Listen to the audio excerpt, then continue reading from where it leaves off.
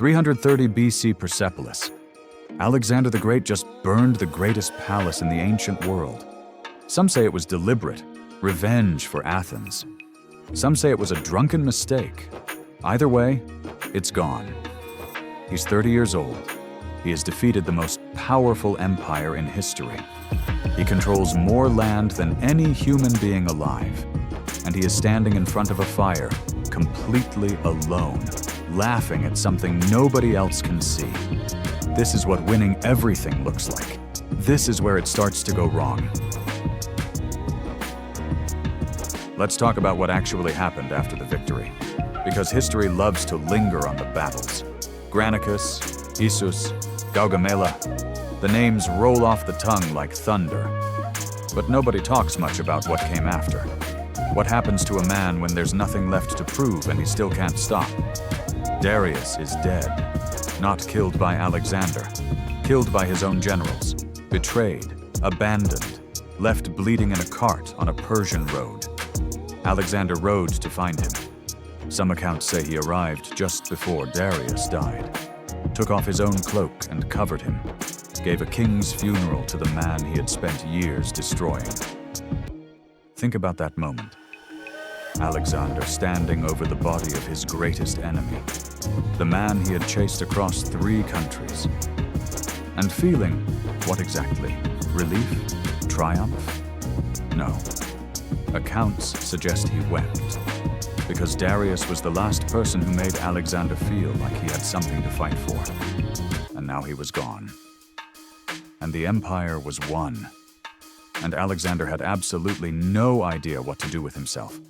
So he kept moving. That's all he knew how to do. He put on Persian robes, adopted Persian court customs, demanded proskynesis, the act of bowing to the ground, from his Macedonian officers. The same men who had bled with him for a decade, who had crossed deserts and mountains and rivers with him. He wanted them to bow. They refused, not loudly, not dramatically, just quietly, firmly. The way men refuse when they've lost respect but still have enough loyalty not to say it out loud. And Alexander saw it. He wasn't blind. He saw the distance growing, the dinners getting quieter, the old jokes landing differently. But instead of closing that distance, he widened it. Because closing it would have meant admitting he had gone too far. And Alexander the Great did not admit things like that. Not yet anyway. 330 BC Persepolis, the heart of the Persian Empire. The city that represented everything Darius stood for: power, legacy, eternity. Tonight, it was burning. Alexander had put it to the torch himself. And outside, his army celebrated the death of the greatest empire in the ancient world. Inside, Alexander sat alone, in the clothes of the man he had just destroyed. And then, from the shadows, a voice. "Nice robes." Alexander turned. The way you look when you hear a friend's voice after a long time apart. "Oh, you again," Alto replied. "Were you expecting me?" Alexander looked at him for a long moment, then back at his wine. "I thought you were dead." "Not quite. I can see that." Alto looked around the room. Persian tapestries, Persian furniture, Persian everything. The conqueror, surrounded by the conquered. "You're dressed like the man you just destroyed. How's that working out?" "I'm building a bridge between 2 worlds, Greek and Persian, one civilization." Alto let that land. Then, a bridge.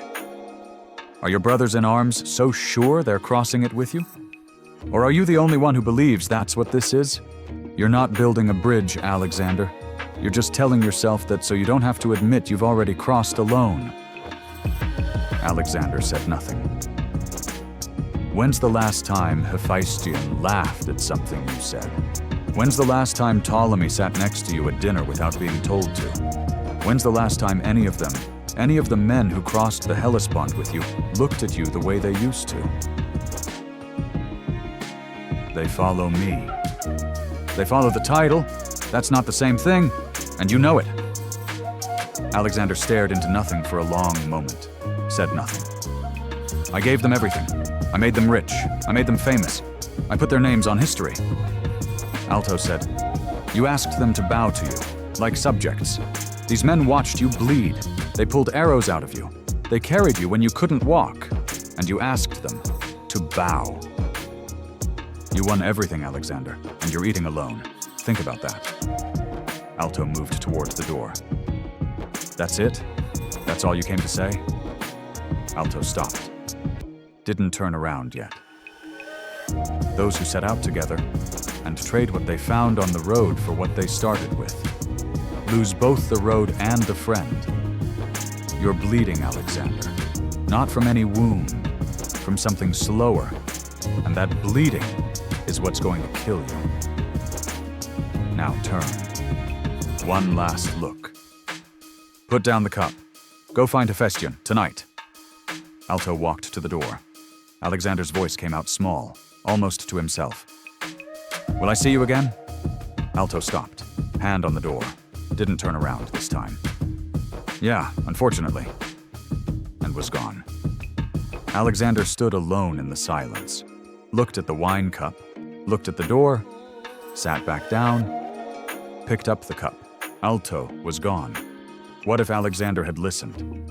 He goes to Hephaestion, sits with him until morning, says nothing important, just is there. For one night, he's not Alexander the Great. He's just Alexander, and that changes him. He goes back to his men, the ones who froze in mountain passes, who bled at Gaugamela, who never once asked what they were getting out of it. He sits with them. He remembers their names. When they say, we want to go home, he hears it, not as betrayal, as truth. He turns back, not broken, satisfied, done.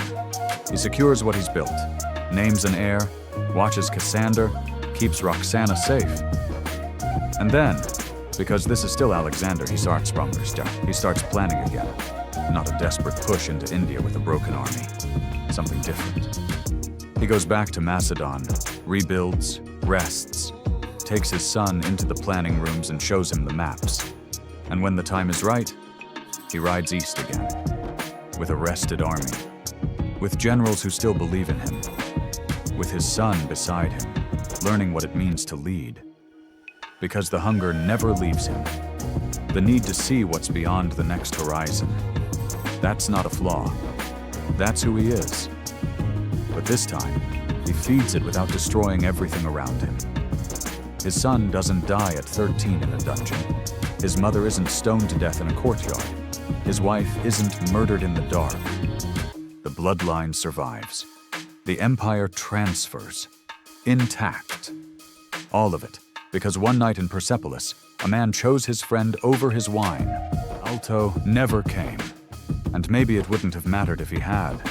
Alexander grew up in a palace where nobody showed him mercy, where weakness was punished and softness was dangerous. He never learned what it looked like when someone stayed, not out of fear, but out of love. So he assumed everyone around him wanted exactly what he wanted. More. Further. Always forward. His generals were exhausted. His soldiers were broken. But Alexander couldn't see it, because he had never been taught to look. So he kept pushing. More campaigns, more territory, more conquest. Because stopping meant sitting with something he didn't know how to face. He elevated Persian noblemen above the men who bled for him. The soldiers who crossed the Hellespont, who froze in mountain passes, who never asked what they were getting out of it. Watched strangers take what they had earned. That's not a mistake. That's a message. The more he drank, the further his men stepped back. And the further they stepped back, the more he drank. Doubt became treason. Loyalty became performance. Agree or disappear. He built the greatest empire in history and dismantled himself at exactly the same pace. Walking toward Babylon, toward a bed he wouldn't get up from, toward 3 words that would erase everything he built. To the strongest, Alexander was the most dangerous man alive when he had people around him who loved him, and the most fragile when he was alone. He chose alone every single time, thinking it was strength.